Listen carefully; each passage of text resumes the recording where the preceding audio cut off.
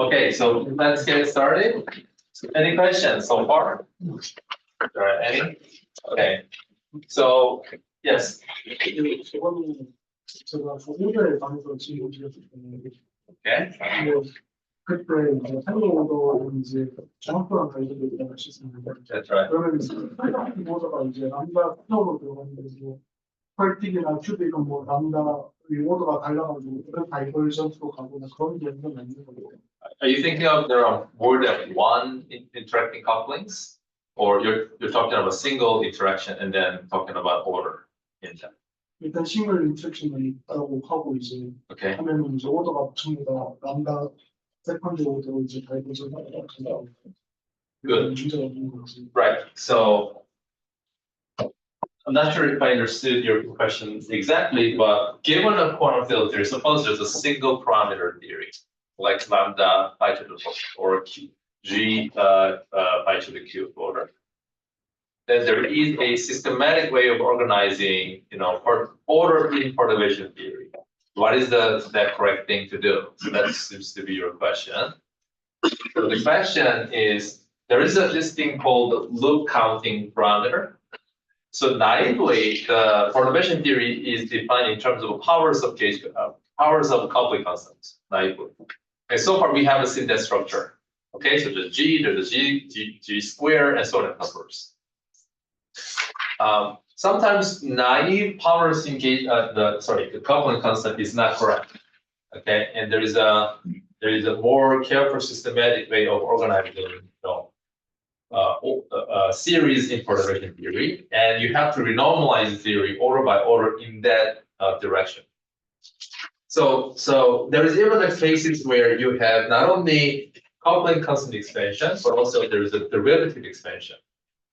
So if you have a interaction with higher derivatives, higher derivative means in momentum space separation by momentum, external momentum if you go to the Fourier space. So if you go to the low energy, more derivative means the smaller, weaker interaction because there's more powers of external energy.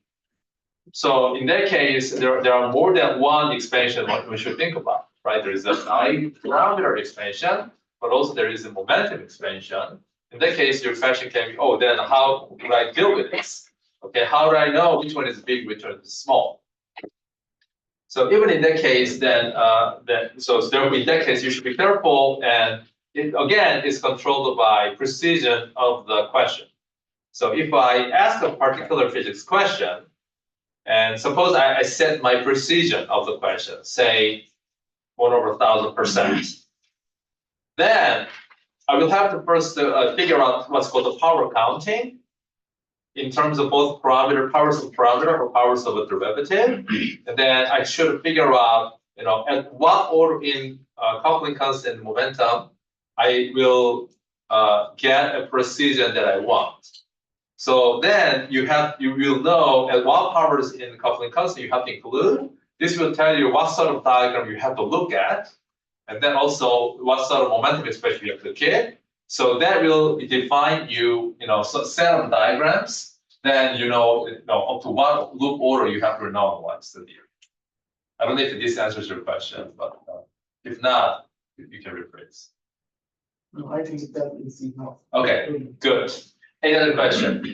이게 한 가지 헷갈리는 게 지금 저희가 계산했을 때 이 어떤 물리학 계산했을 때 그게 발산했는데 그러면서 이제 컷오프나 이런 것들을 이야기가 진행한 건데 실제로 이게 퍼터베이션을 전개했기 때문에 나오는 발산인지 Yes. 아니면 진짜 이게 물리학 자체가 발산하는 게 아닌지. This is okay. Because the question is, we have seen that assuming doing the perturbation theory, if we start computing loop diagram, we have seen the divergences, and then we talked about how to think about divergences, what is the physical, what's not, and so on.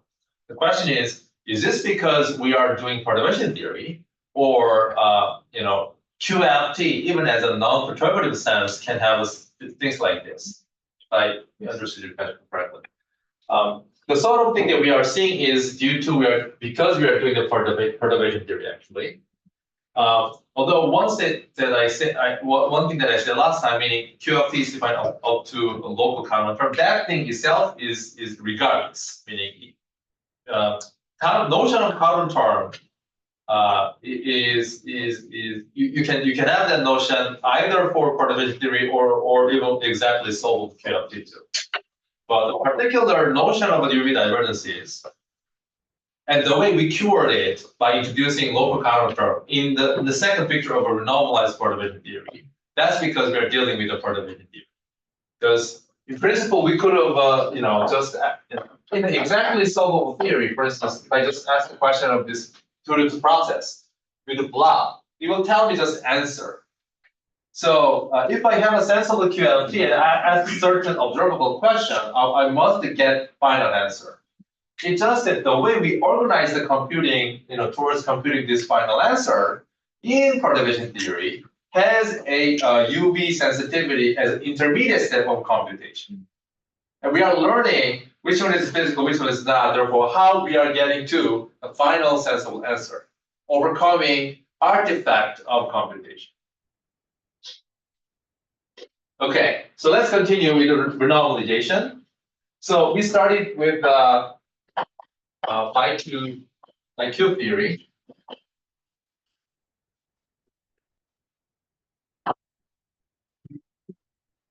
Okay, so this, and then we were asking the question of, to propagator reason. There's that, and then this. So, so let me call this to be IM1, IM2. So basically, I want to compute IM, but up to this order, I have to add this two. And then I can use K, and then this is tell me K minus B.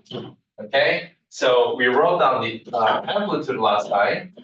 The function of the external momenta, there is a IG square, because I have two vertices here, two because of symmetry factor.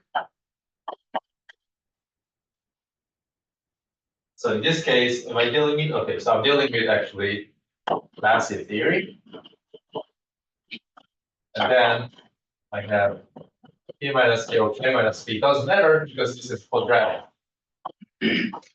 Okay, so we wanted to compute. And the first technique for computing this quantity, I mentioned there's a Feynman parameter trick. I have written down a couple of that, but here, let me just write down the relevant one. Basically, XA plus O minus XB square is the way we can combine. So we're going to just use that to start writing down the answer. And then I talked about several things, but today this is the thing that I need. So if you do that, you should be able to rewrite this amplitude, literally applying this line by line exactly the same way.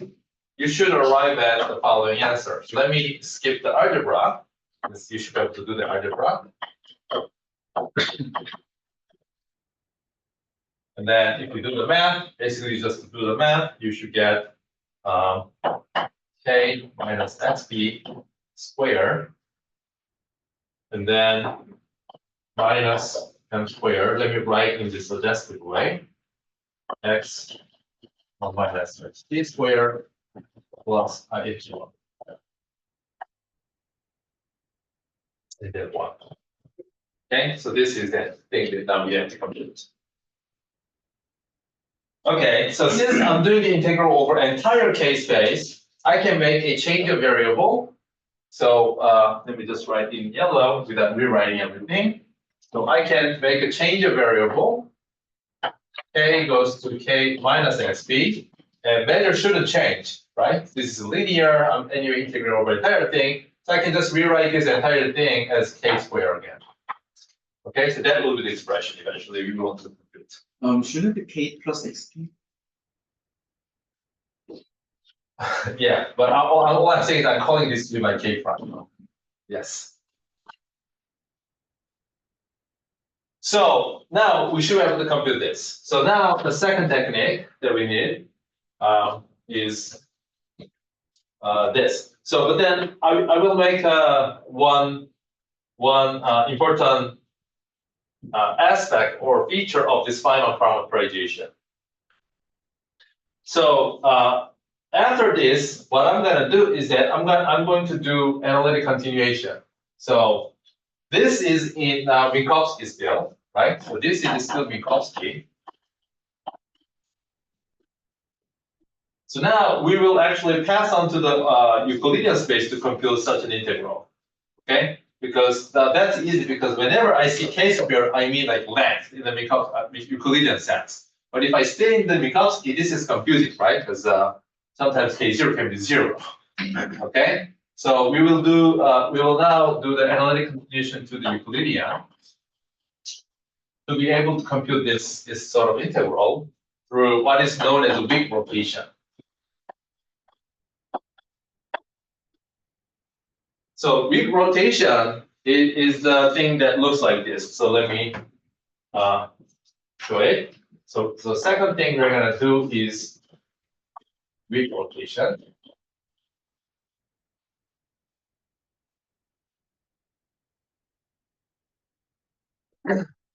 So there, the sort of thing that we want to do, for instance, suppose I had in principle integral that eventually I will evaluate.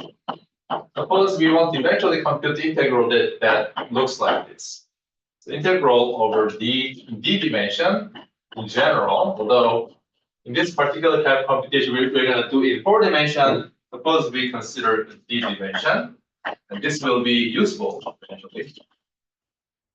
R and k squared to s. So, oh, I flipped. Should have called R here. I should have called S. Okay, RS. So the way we're going to evaluate that is once again through a weak rotation. But in order to understand why we want to do that, let's actually analyze analytic structure of the integrand here. So obviously k squared, so here I'm imagining basically integer powers only for now. And presumably that's the only thing we need to care. So this is totally analytic. And this integrand, non-analytic, this comes from here. So if you analyze this, what you get, so I'm looking at k0 complex plane of the k0 parameter. So basically this thing will have like k0 squared minus k vector squared plus delta plus I epsilon. And then as we talked about the role of I epsilon, so for now, so this thing has 2 poles like so, here and there. And then the splitting is due to minus epsilon from that, and then plus epsilon. So basically the poles are square root of this thing plus minus epsilon that you can check. Okay?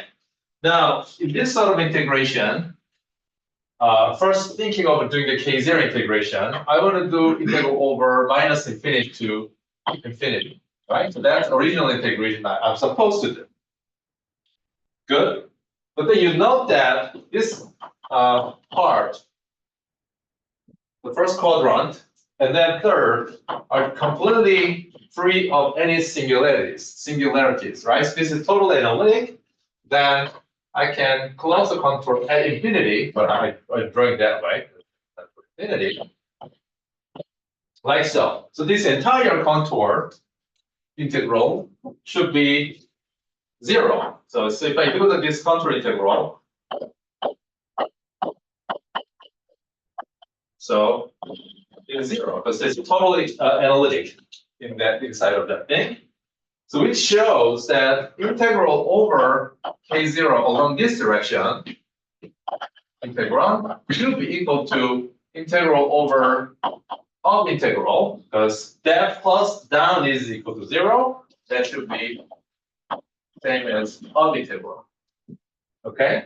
What that means is that we can do this computation by actually, instead of doing along the real axis, along the imaginary axis. Okay. And this is basically this analytic continuation from Minkowski to Euclidean that you'll see now. Probably already see it. So then such that object now under that, so basically what I'm doing is that given K0, I'm going to replace it with K I times K0. And two things changes. So first of all, so we had a measure in Minkowski sense. This will become I times Euclidean measure, right? Just have I times K0, rest untouched. Second, K square is K0 square minus K vector square becomes minus of K Euclidean square, not total square. Okay, because that thing becomes minus 0 square if you do the analytic integration. Okay, so therefore, overall, then this integral that I wanted to compute becomes first of all, I have a factors of I because of measure. Second of all, I have a minus 1 to r plus s because the numerator will give me minus 1 to the r, and the denominator will also give me minus 1 to the s. And then I have before Euclidean, and Euclidean to the r, and then k Euclidean square plus delta to the s. Now I'm going to drop this one. Okay. So that's the sense I said that we're going to do this. You see that it's not like, I am coming with some crazy novel idea, but it's very natural to do it according to this analysis. Okay, having said that, now I can mention one critical feature of Feynman parameterization. Okay, so what is that? To do that, let me actually erase this and make a comment on that. It's if you understand this way, it's a genius trick. Why is that? So let's consider again general one loop. Consider general one loop amplitude.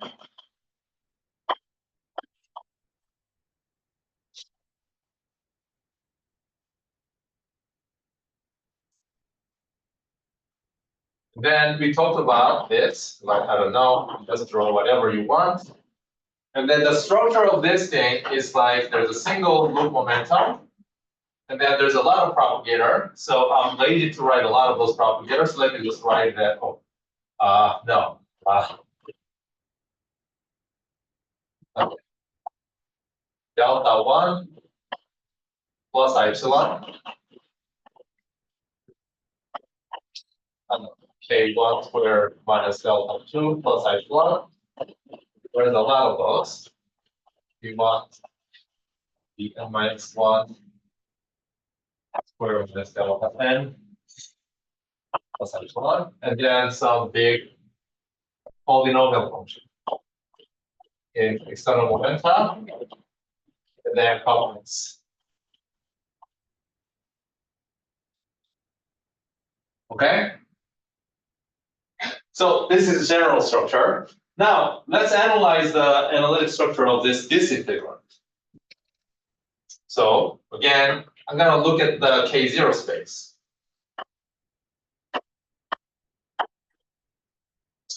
So what do? You start just drawing poles according to each of these denominator factors. Okay? So the first one being K external momentum independent, you might say, I know what to do. So that might be the first one. Okay, that's not very symmetric. Yes. First one. Okay. Now, what about the second one and then the rest of it? If you look at the second and the rest of it, you're looking at the pole of K0 here, but that's function not only of a mass and the coupling constant, also function of external momentum. So as I change the external momentum of this amplitude, the pole location will change, first of all. That's the first common. But second of all, not only it appears in this second and the first quadrant, in principle, again, if I should be able to take any possible values between external momenta, you can start filling in, here.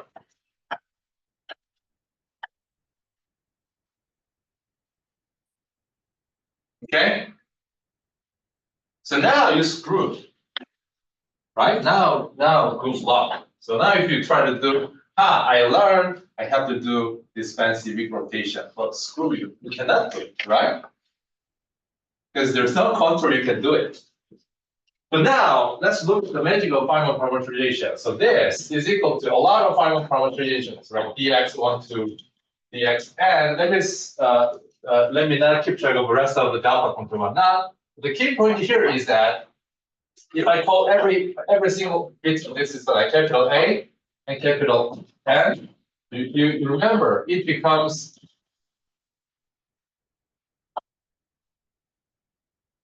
tell me what was that?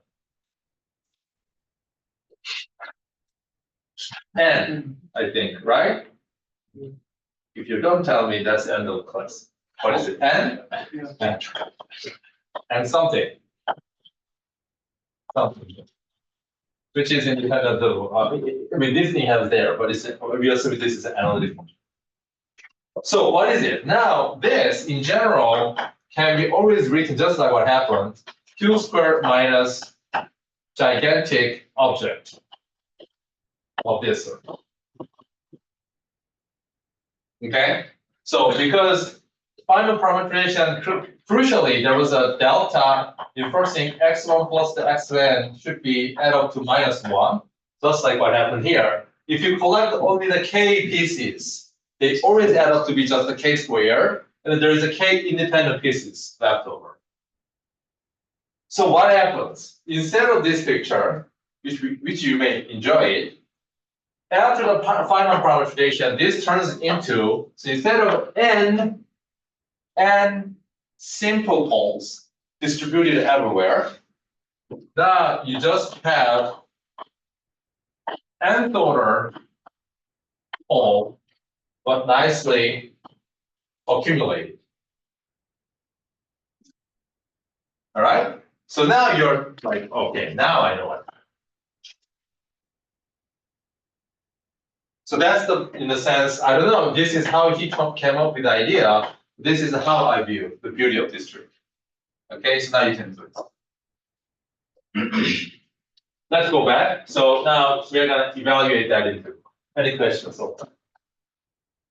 Yes. Or this trick to be valid, that integral along this curve should be vanished, but Yes. in this case, since the integral is divergent, I think that integral along the curve not vanished. Okay, so the question is, in order for that to happen, as I go to k0 goes to infinity limit, this should be 0. That's a good question. And I believe we are evaluating divergence integral. So what is my answer to that? So either one can insert here. So this itself I have not regularized. I just literally start writing that expression, and then I notice the structure of it is this. So I have not regularized. And so since I have not regularized, obviously, if I do deal with a genuinely divergent integral, I will hit the problem, as you mentioned. And that is the high energy region, as you said. So this is just to develop a computational technique, but obviously this must be combined with the regularization in order to make sense of this procedure, which we will see one of the examples soon. Any other question? Good, let's continue. So we're gonna continue to compute that thing, so let's do it. So weak rotation understood, and then hopefully understand why Feynman trig is not just a one trig, but it really is essential in doing these computations.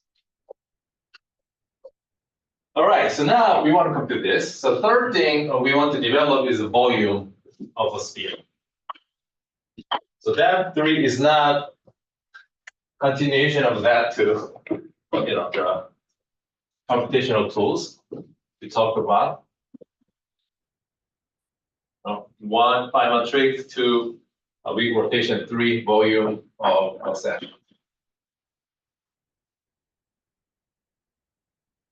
So the structure of this sort of integral is now everything is Euclidean. Okay, this is just the simple Euclidean. The structure of the integral is like d n x then f of r squared, or where r squared is sum over xi where I'm summing over, say I'm doing n-dimensional integral. Okay, so I mean it's a complicated looking expression, that's true, but nevertheless it is of this kind. Yeah. So then this thing can be rewritten as integral over the solid angle, and then dr r n minus 1 f squared. But since I'm assuming the function is independent of angles at all, basically I need to just know how to compute this volume of this sphere. Okay? And the final answer is 2 times pi n over 2 divided by gamma of n over 2. Let's see why that's the case quickly. So in order to see that, instead of that first presentation, let's take, so in order to show this, take the function fr to be e to the minus r squared over a squared. So I'm just going to do the Gaussian integral because that's the only thing I know how to do it. And then this will be what? Like x1 squared, x2 squared to xn squared divided by a squared. Okay? So that means this integral, that was there. Actually, the fr should be f, the function of r squared. Yeah, which is, but you mean this? Yes. Yes. Am I right? Yes, yes. Sorry, yes, you're right. I meant this. Okay? So that integral becomes, on the one way of doing it is the x1 e to the minus x1 squared over I squared, and there's a product of all the same thing n factors. Okay, so that we know how to do it. That's Gaussian integral, and then that is what, like pi a squared n over 2. Okay, so Gaussian integral over 1 over n, but I have n over that. So this is, excuse me, a to the n pi n over 2. So that's one way of evaluating it. The second way of doing it, exactly the same thing, which is equal to this way, second way, original way that we were trying to do. Okay, so let me make sure I'm doing this integral with the Gaussian function. In first way, I literally did it dx1, dx2, dx3 that way. So in the Cartesian coordinate way. The second way, I'm doing it in a polar coordinate way. Okay, spherical coordinate way. So that way, it is Cn times that thing, which is dr 0 to infinity n minus 1 e to the minus r squared over a squared. So now, if I know how to do this computation, I'm done. Right? So that computation can be done. Okay, let me keep it that big thing. I will continue from there.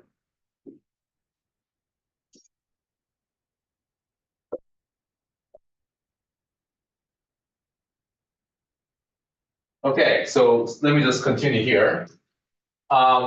Which you can do it, because now let's make a change of variable. Let's call I should call it Z.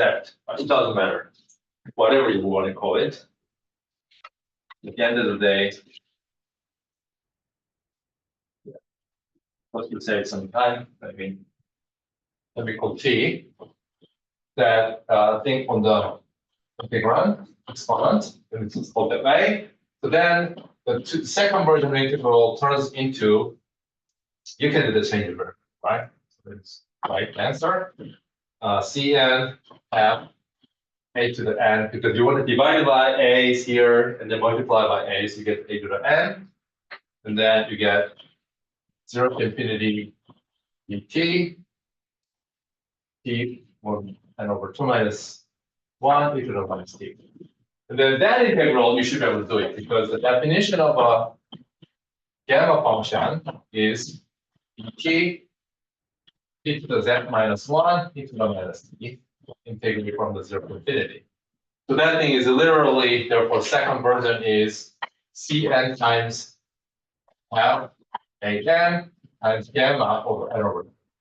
So now, if you combine the same integral computed first in the Cartesian coordinate with the one that computed in the spherical coordinate, then you can read out what the Cn should be, and it should be this. Okay, so you know now how to compute the volume of S sphere. Good. Let's go back. So now we're going to compute this thing. Any questions so far? I told you there will be at least one lecture. We're going to, shut up and compute. And we are doing it now. Good? Good. So here we go. Let's compute this thing. So this thing is, once in your lab, you have to do every single steps of this. Please do. Oh, let me compute still d dimensions, general d dimensions. Okay, so what do I have? Then I have a 2 pi to the d, so that's one thing that I have. And then I will have CD, which is d-dimensional sphere, because I'm working in the d dimension now.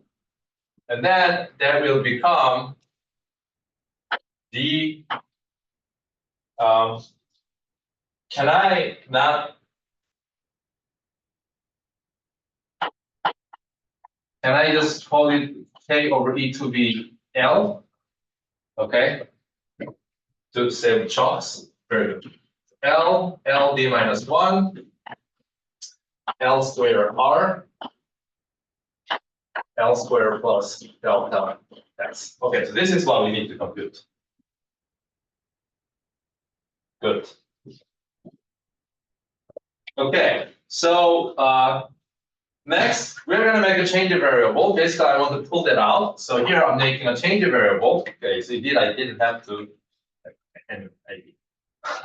So I'm going to call y variable to be L squared over delta. So basically, I'm just pulling this out, dividing by L squared over delta. I'm calling that thing. So I have to do everywhere here. So if you do it, this integral, now only change a variable, nothing fancy. Nothing fancy at all. You get -1 R plus S CD over 2 times 2 pi to the d, and then you get delta S minus R minus d over 2, and then you get this dy y to the R minus 1 plus over 2 y plus 1. Okay, so far literally just deliver, nothing less. Okay, good. So you just need to know how to compute this and that. Okay, that's all you need to do. And that, luckily, we know how to do. Let's continue.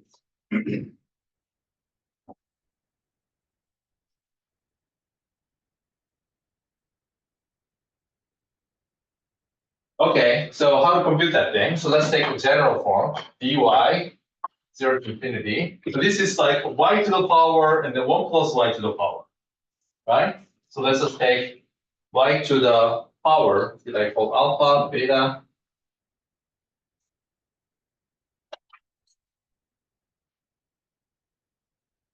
alpha, 1 plus y to the beta. So to evaluate that, we're going to make a change of code too. Guess what? Okay, so if you do that, again, you should be able to do it. Then you arrive at the following expression. So 0 to 1 to the dz, very good.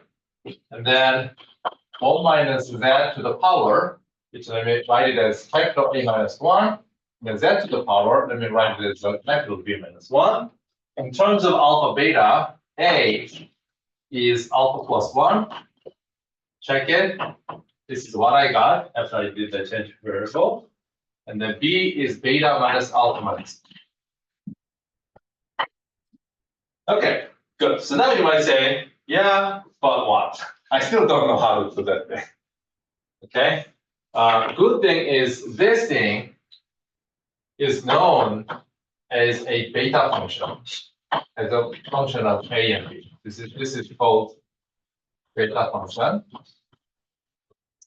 Our mathematician friendly are powerful enough to be able to compute this thing. Not only that, they figured out this is the same as gamma of A, gamma of B, gamma of A plus. So at least to me, instead of seeing this, if I see gamma function, I feel like comfortable. Okay, I know what I'm talking about. So that parenthesis expression, therefore, is eventually collapses. Good. Continuing to the following expression. So if you do all of that song and dance, you get minus I. And then you use the form of the CD, which I have written down here, 2 times pi to the blah over gamma to the blah. If you do all of that, you get finally E over 2. E over 2. S minus R. 2. Then gamma R plus E over 2. Gamma S minus R E over 2. Divided by gamma of S. Good. Done. So what did we want? Probably forgot why we are doing this. Right? What were we doing before? So we wanted to compute this little cute diagram. Right? We wanted to compute this. So integral over loop momenta to propagator. That was 1 over 8 times b. Okay, Feynman parametrization combined. Okay, now I can do the weak rotation. Okay, I have to do something that looks like this. Then we will do that. Okay? So everything is prepared. Now you might expect, oh, what is the answer now? And it's gonna be fun. It's gonna be fun because you're not gonna get the answer. After all this effort, you're not going to get the answer.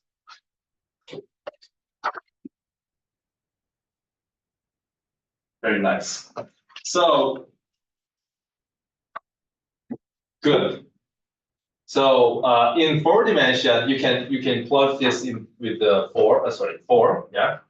Okay, but in any case, let me recall you the sort of object we wanted to compute. This thing was now G squared over 2 after final parameterization. It had this equal K minus S per minus delta I epsilon square 1, and then delta. I mean, it was something, but just to make sure it had this one. Okay, good. So now, given the fact that we developed a very powerful machinery of computation, let's write it down answer. So if I write the down answer for this, basically what we need was, so this thing over here. What is this? So this is in our fancy notation, I to the 0, and then 2, delta, and b equal to 4. Right? Yeah. So what is that? So I of 0 to delta 4 is, what is it? I over 16 pi square raised star. Delta to the 0. Oops, it doesn't depend on any delta. That's confusing because at the end of the day, you want to integrate out everything. You want to know how this function depends on delta. Okay, 0. That's not the worst part, by the way.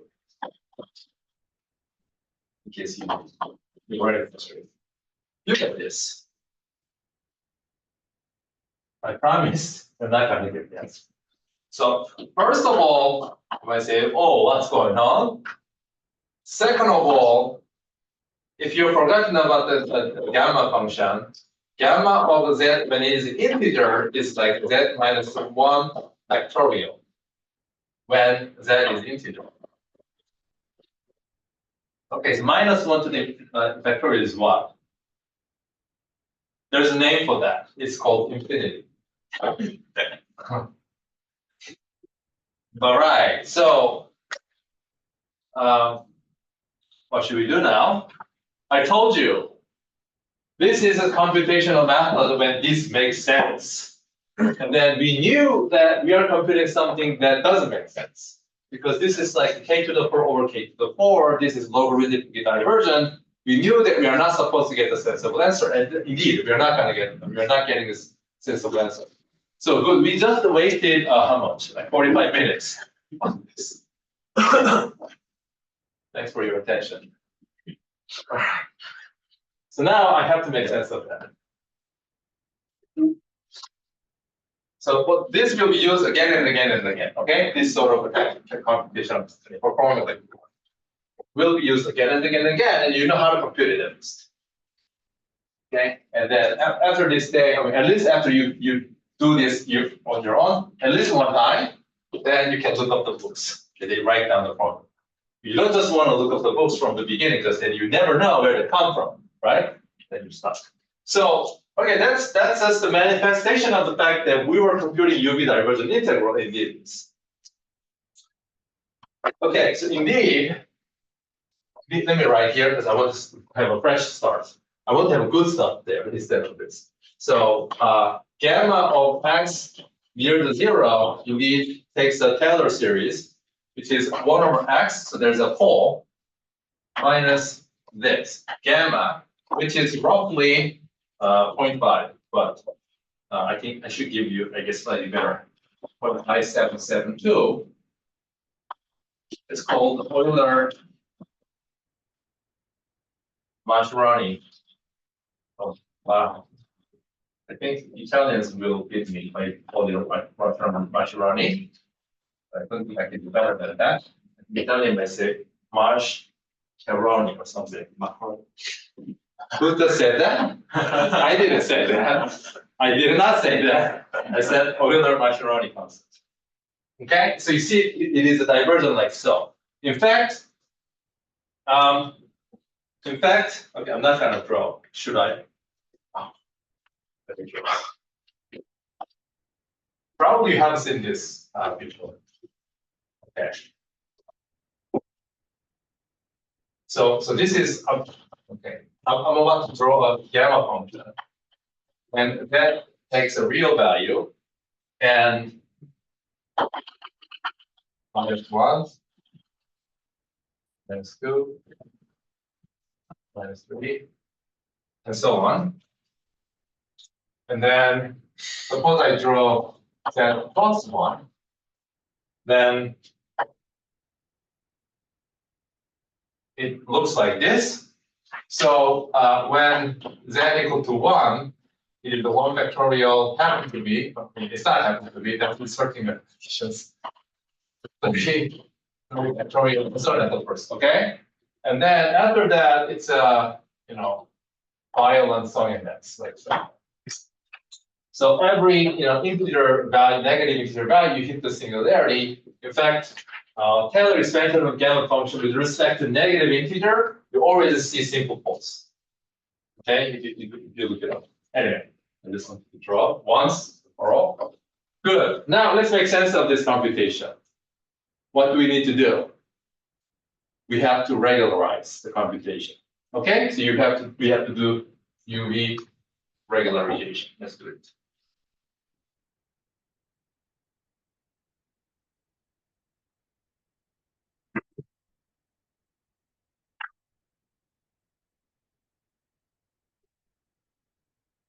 So we're gonna do the regularization now.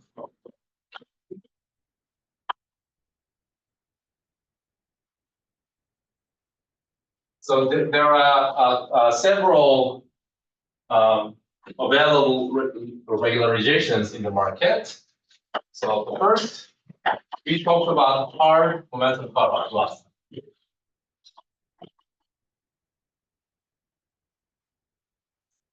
Basically, you just say that I'm going to over on top to lambda, and then there's a thing called Pauli-Villars Pauli-Villar's regularization. So in short, we're going to call this PV-REG. And then there is a very popular one called the dimensional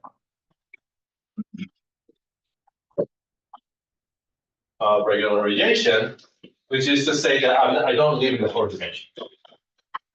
So it's called beam-REG. And then there are several, like lattice regularization. And there are more. Okay, there's a momentum regularization and so on and so forth. So since we have tasted the first kind, today I will just do it with the Pauli-Villars. And then later we're going to also do dimensional regularization. So today let's do it with beam-REG. Sorry, PV. Okay, so let's go back to this integral. This is divergent. And the idea behind Pauli-Villars is the following. Okay.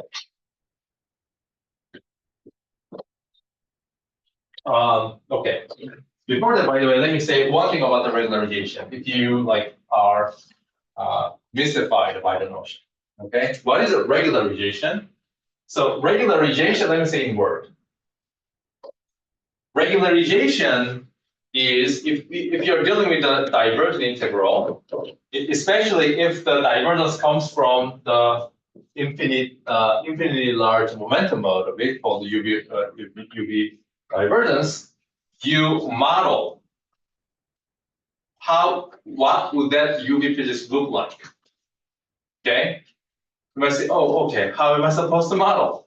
There are a couple of modeling exists. You may come up with your own regularization too, your own modeling.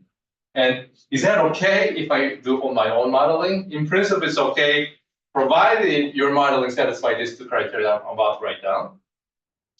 But before that, why is it okay if we model in different ways, right? You'll be part of the physics. Because here we are working under the assumption that I mentioned one time last time that UV physics decoupled from the IR physics. There's a decoupling between UV and IR. So we are computing IR observables, but we have issue with the UV. So modeling UV obviously should be insensitive to the IR physics. To the extent that this is true, then we can pick different UV modeling so long as we get the final computation. And then eventually we will have to go through what is known as a renormalization, which I will demonstrate too.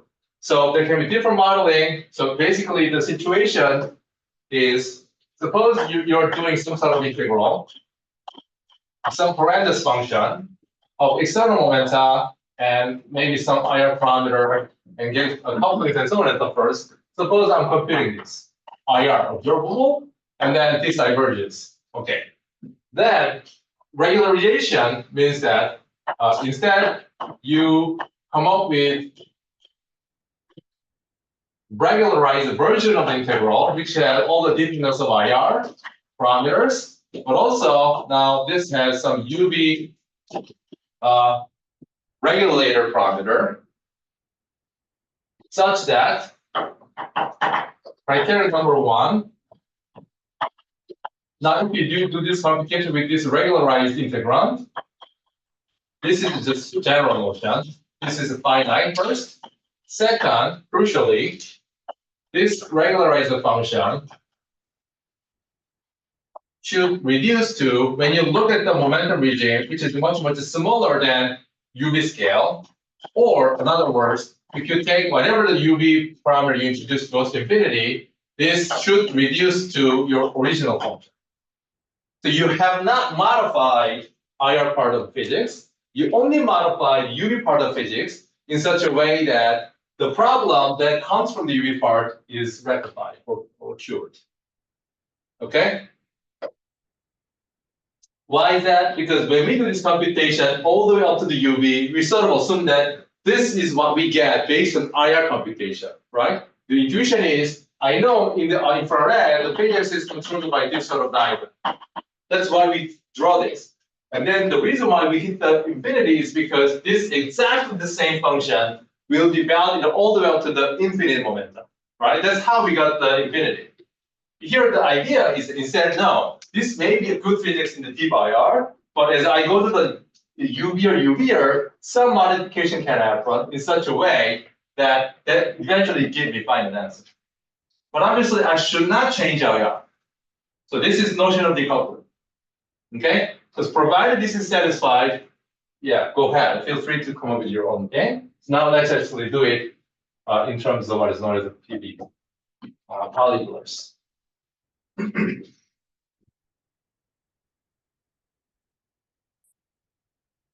Okay.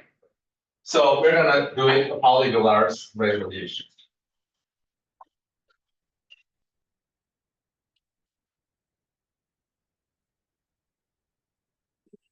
So idea is, so we were computing basically KE. Let me actually write the full because then I don't want to. Oh no, I don't want to write full. So so we were computing things like KE square delta square, right? So that's what we were computing. If I do the analytic continuation to Euclidean, and this came from this IR. And the iron is all captured in this delta parameter, remember? Okay, so that little delta parameter, capital delta parameter, and A is mass parameter, mass, and the external method details. Okay, so that's the IR. Polygonar's idea is now that on top of this, I'm gonna say that, okay, there's extra contribution.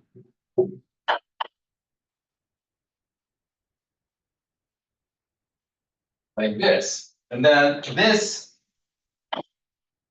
can be understood as, in reality, in addition to this, there's another guy going into the loop. This is like external particle that I cannot change, right?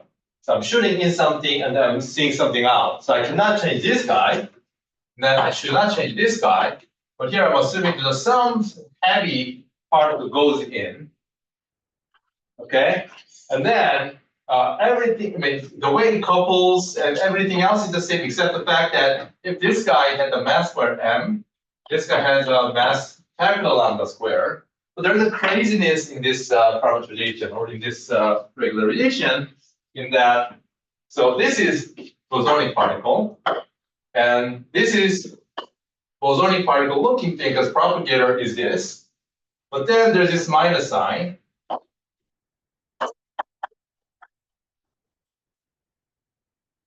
Okay, so first, this looks crazy.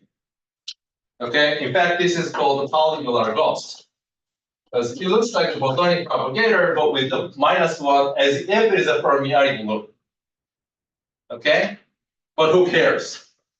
I'm just gonna come up with some regularization that satisfies achieving this false for me, so that I can have a finite integral. And indeed, let's see why that actually performs the job that I'm supposed to see.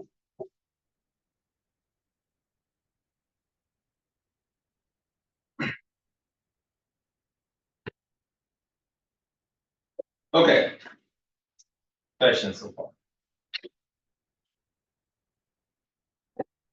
So basic idea is that given original integrand, you are gonna add either one or set of polyvelars contribution. By polyvelars contribution, I mean some supermassive fictitious particle.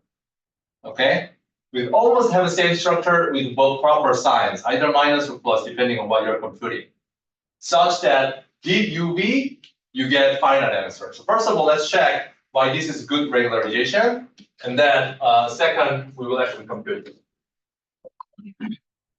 So this integrand that therefore computed as, you can just combine this integrand and then you can write it as, right? So this can be packaged into this one. And then I have some regulated function. The function of delta and then delta squared is 1. And that regulator function.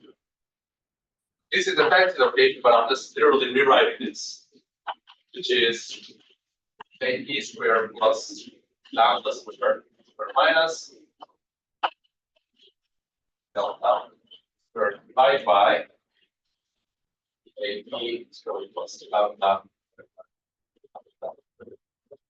Right? So you can just literally combine these two, and then I'm just calling everything but the original factor to be my regulator function. So let's check things. Let's check things. So as k e squared goes to infinity, now I can genuinely ask this question because I'm in the Euclidean. Let's ask, how does this integral behave?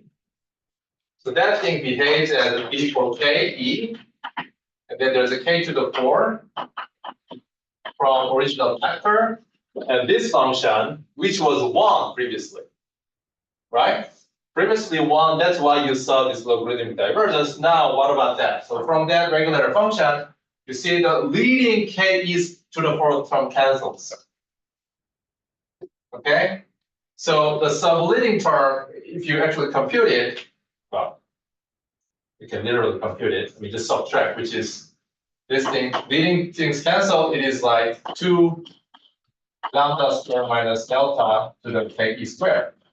So the large ke limit, you get therefore 1 over ke squared with some prefactor. And so in addition to original factors, that was from the original factor, and this is from this regulation part. So you get extra 1 over k to the power. And that's how you can achieve the final answer, because as your k equals infinity, you want to have more power in the denominator. So you see now this is to be finite. Good, that's assumed. What about the second condition? In order to be actually a regulator, well, in this case, what you check is that you check ke divided by lambda squared goes to 0 then. So in other words, you want to not zoom into the low energy regime and check nothing changes. So let's check here. So if you zoom in that regime, what do you get? Basically, you take the infinite lambda limit, or let's say infinite lambda. And then if infinite lambda limit here, basically, it's lambda to the first is the largest contribution, right? Here too. So you basically get this, right? Regulating function becomes lambda to the first over lambda to the first, which is 1. So the deepest IR, nothing changes. I mean, everything was clear already from here. If you took lambda to the infinity, that's gone, you go back here. So it's a good regulating function. So conceptually, therefore, we understand that if I do that, I should expect to get the final answer. And let's actually do it. Let's actually compute it. Professor, Yes. the PV goes to the field, goes to correspond to the count term. It has the same analogy with the count. Yes. This is regularization at this point. So remember, that's good. So that's important. We start from the naive calculation. We are in trouble. We first regulate to parameterize the divergence. We are not curing divergence yet, but we are just turning naively infinite answer into a finite looking answer. But at the end of the day, it will be divergent if we take this limit. So we regularize divergence. Then we know how to think about renormalization. In that second step, we can talk about now. There will be notion about column. Which were the problems. Okay, so let's compute this. So the computation. Let me just use this space. I don't want to write the same expression again. Let me take this. And then from now on, I'm just gonna call the entire contribution to be PV. Okay, how they do Larson. So therefore, this integral is this. So let me rewrite this. So this integral, first of all, has 16 pi to the 4th. And then, in fact, this will have a 32 pi to the 4th, because I'm going to write this as a ke squared, ke squared. So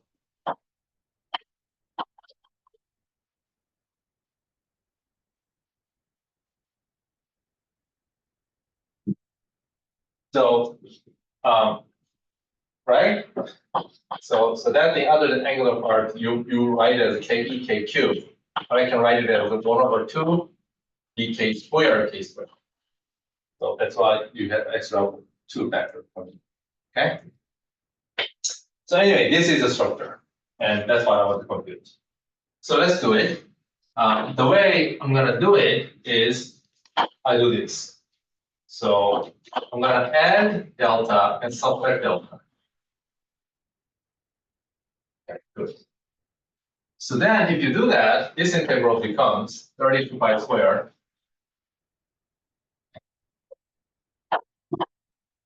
The fourth, sorry. Oh, no, I lied to you, right? Because nobody complained. That's surprising. But 2 pi squared whole square factor. Okay? So then if I factor that in, what do I get? That should give me 16 pi squared. Okay? At least for this. I mean, here you don't have to really keep track very carefully about that factor. But anyway, so the crucial quantity here is this. So dke squared. And then the first piece becomes now 1/ke squared plus delta, or linear in power, because I cancel out one of that. Then there's a minus delta.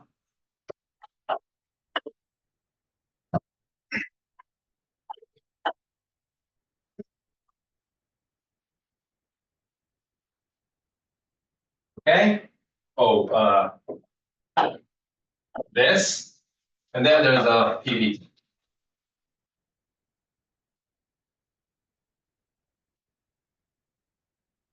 Okay.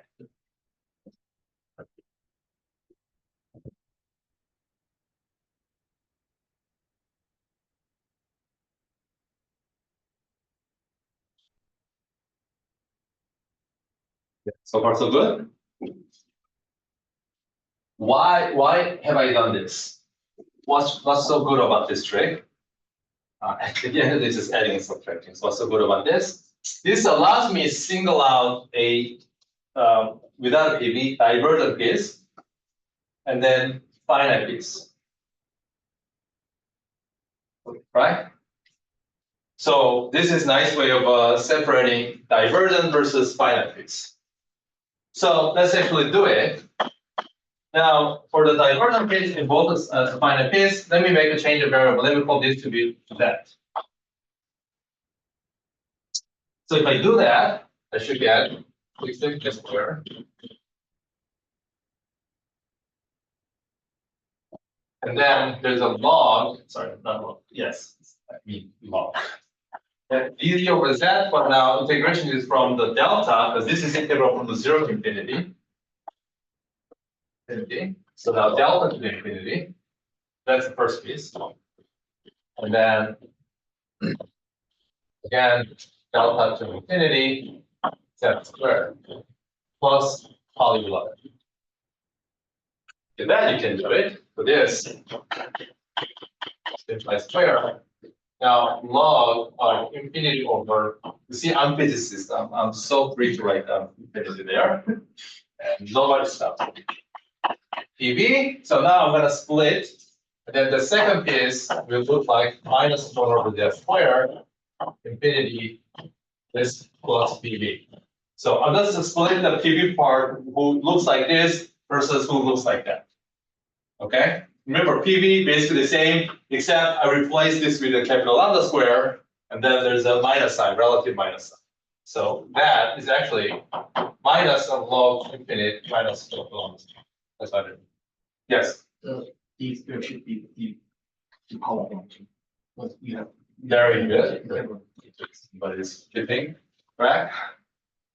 Good. So what do I have now?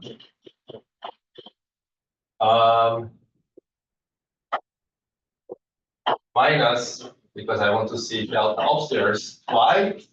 Just because. And then the second term, you see, this is what? So this overall second term is what? Minus delta, infinite minus delta. So that's this, right?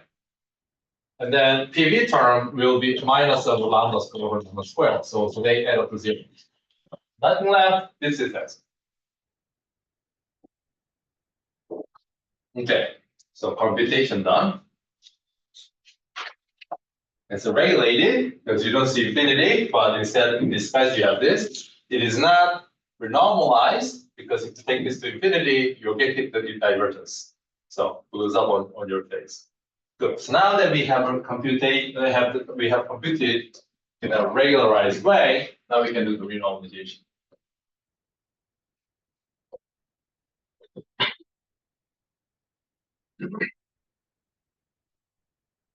Yes. We have to do more calculation because we are the integration over the x to 0 to 1. Yes. Yes, that means I have to teach more. Yeah, I have not finished complete calculation. That's right. So where are we now? So if you do everything combined together, you should get the following answer.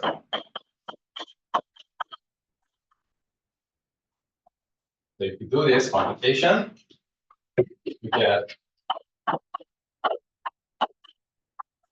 this is set. Oh well, originally we were about to do this. So let me first write original expression in case we have forgotten what happened today. So we wanted to compute this, and then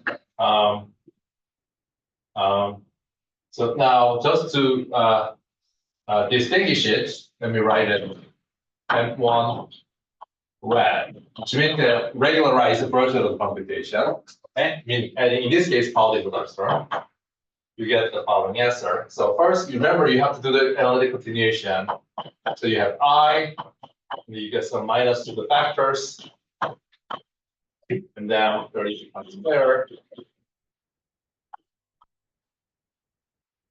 And then log delta over lambda squared, but delta was nothing but m squared minus x or minus x times b squared lambda squared. So this is where we are now.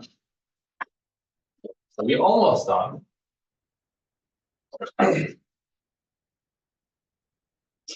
So now you should do this computation. Feynman parameter integral.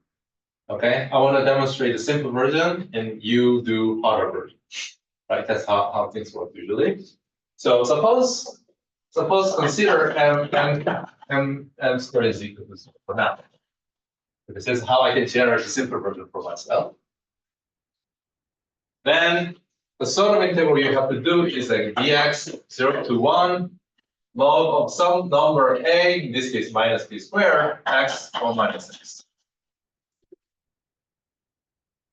But this is like basically dx 3 times log of a, which is trivial to do, log of x, which is almost trivial to do, log of 1 minus x. So now, given the integration limit that we have there, you should be quick to see that this integral will give you the same as that integral if you just make the change in term. Okay? So at the end, this will be log of a plus 2 times log of x integral, which you should know how to do it. In case you forgot, it's 1, so you view this as an f, 1 as a g prime, so you know x times log of x is minus 1 over x times x. That's basically very good. Okay, so you should do it. So if you do that, then let's get eventually some meaningful expression.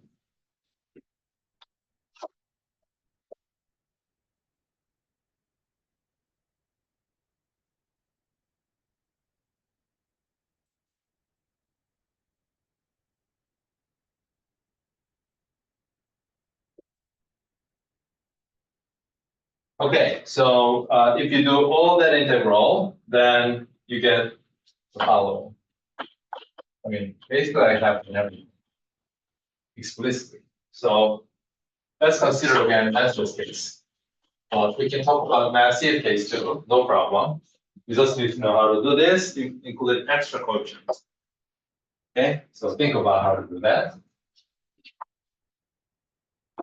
Good. So to answer final expression you get.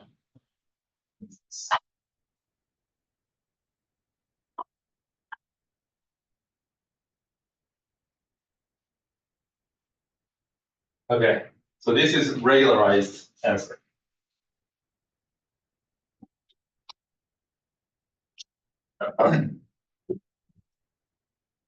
Okay, in the remaining 10 minutes, so I will do renormalization and then some physics interpretation. Okay, always, it is that last part is most important. Okay, assuming you know how to compute things, which I hopefully demonstrated now how to do that. So now let's renormalize this. Now we move on to the question of renormalization. It will be basically almost the same as we did for high to the fourth theory, but keep in mind here I will do it in an own shell or physical perturbation big sense. I talk to you both like this versus renormalized perturbation theory. In one picture, we view this Lagrange parameter has intrinsic UV sensitivity already. And then whenever you see apparent UV sensitivity, it works out in such a way that it compensates to get the final answer, right? That's the on-shell picture, on-shell or physical perturbation theory picture. In a renormalized perturbation theory sense, we view this as a finite parameter. There's a big problem. Oh my God, we add a counter term to cancel that out. Equivalent, there are those are two equivalent, but let me just demonstrate it this way.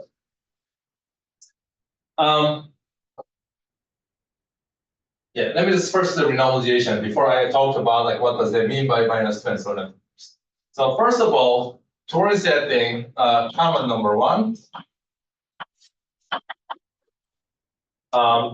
that 2 is unphysical. 2 you see here, this 2 is unphysical.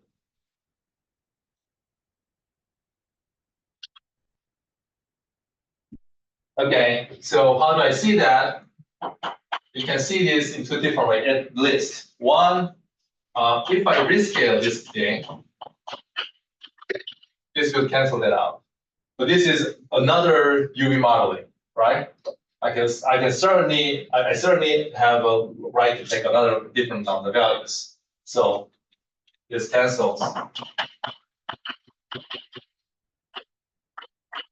So they cannot be physical. But second way of doing it, which is, if you wish, universal way of looking at it. Suppose I look at the difference of this to quantity in terms of two IR scales. Okay, so differences of observable at two different IR scales, and you should get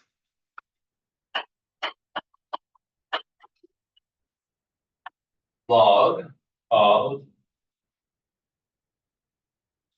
minus, so P2 squared over P1 squared. So in this meaningful relationship, right? Remember, renormalization, you always have to do the relationship among the observables, but that thing never appears. Okay, so it is unbiblical. Okay, so that's common number one.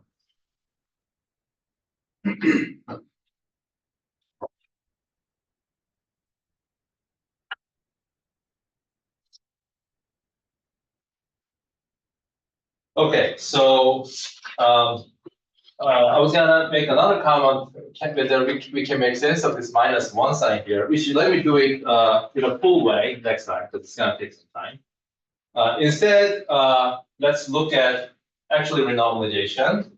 So to this end, let's suppose consider you wish phi to the phi scattering process. So we are looking at physically like phi to the phi process. So what are the possible diagrams? I mean, there are actually many. There's that.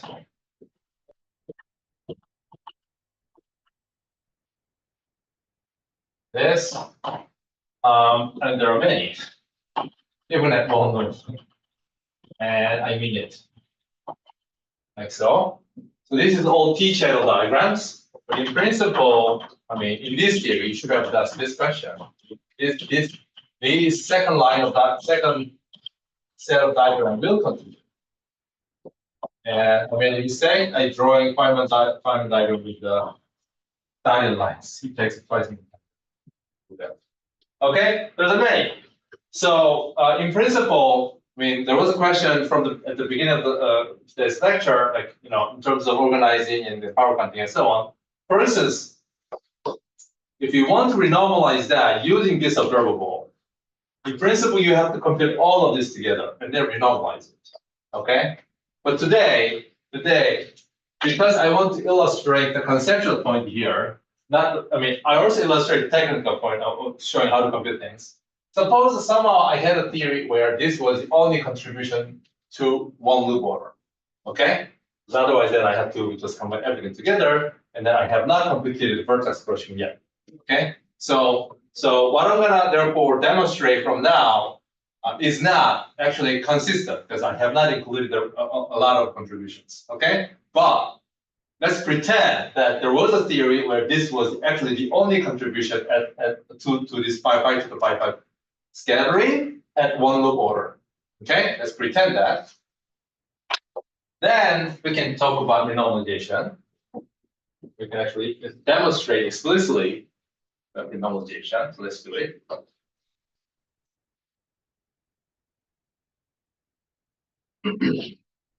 So so then our M of P is including the loop. Now this vertex, remember, is IG, and this one too.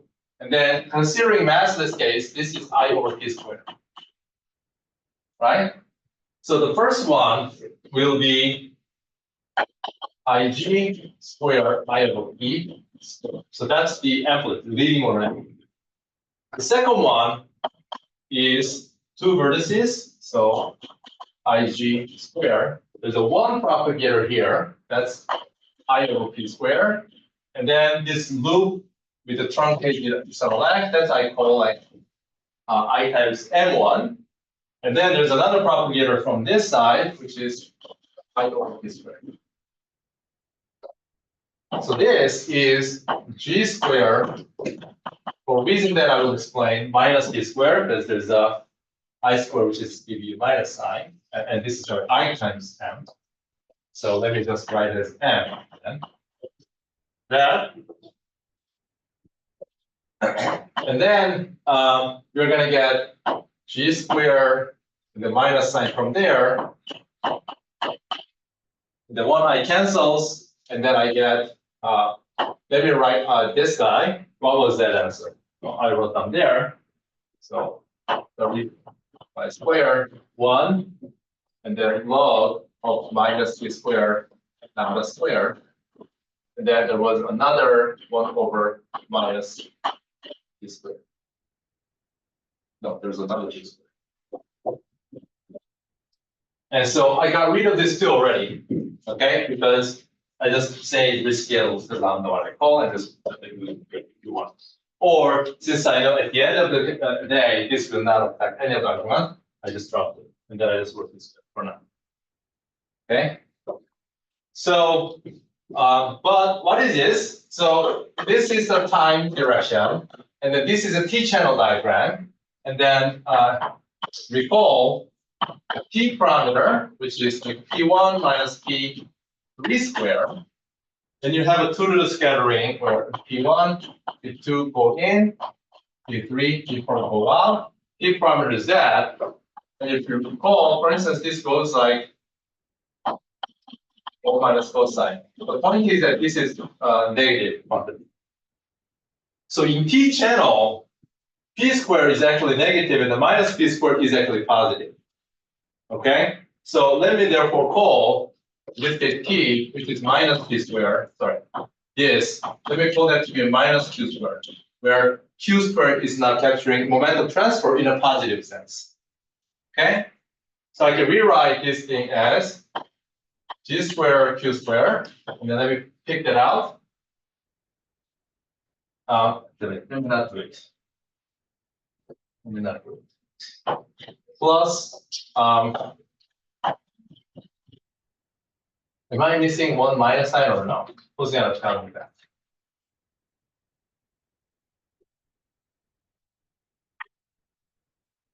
Who is going to tell? I don't think I'm missing minus sign. Yeah? Professor? Yes. Sorry? I shall work. Say it again? I shall work. IG to the fourth? Be the first. No. Here. Oh, this. No, so these two came from here. And then I just wrote the entire thing to be I times M1. That thing had G square in it. Okay? So let me just check if I missed any sign or no. I wanted to see minus sign, but I was. If you do it correctly, you should get this minus, and then G square over Q square to the square. Yes, and then log Q square lambda square. Let's see, what am I missing? So two vertices, two propagator, and then. Okay, so this had I in it. Sorry, 마이너스 LM이니까. oh, there was minus. There's X. That's it. Okay, good, everything resolved. Now, almost there. What time is it? 4, okay. So, let me say one thing, and probably we should end there. Good, so why am I writing expression that looks like this? That's because of the following fact. So recall, interaction Lagrangian had G over 3 factorial, which it doesn't matter, by Q. Okay? And then we did a scaling dimension discussion a few lectures ago. Lagrangian must have a scaling dimension 4, mass dimension 4. Okay, action should not carry d4 to the x as a minus dimension minus 4, which is 4. And then scaling dimension of the scalar is 1, which means that this thing is a 3, which means that G, coupling constant, actually has a dimension 1. Okay, so that means it carries a mass dimension. And one way you should think about, or you want to think about, is the following. Suppose there's the energy axis. And then you somehow pick some energy scale, that we call Q. Then you want to do the physics at that scale. All right? What that means is that given interaction Lagrangian, G by Q, you want to, when we talk about the size of the coupling at a given scale, you want to write in units of relevant engineering energy scale. Okay? In other words, if you are running this experiment, your friend asks, well, how strong is the interaction? 4. You say, what do you mean by 4? I meant 4. Like, you have to find. So in that case, what you mean by is a 4 in units of GeV scale, or 3 in units of TeV scale. You have to specify it. But the most natural energy scale, the unit you can use for massive dimension full interaction is the energy scale of the experiment you are running, right? So in that case, you want to write it as this in units of the Q. It has some dimensionless strength. Okay? So that's the natural thing to do. So in this case, since I'm thinking of doing experiment at momentum transfer Q, so this is natural to write this as G tilde square and G tilde to the 4th log Q square over lambda square. But you have to keep in mind what I mean by this dimensionless one, right? I mean in terms of Q, that I take this one. Okay, good. So I have to stop here, but next time I will finish renormalization, and then I have one more comment, and then we will continue.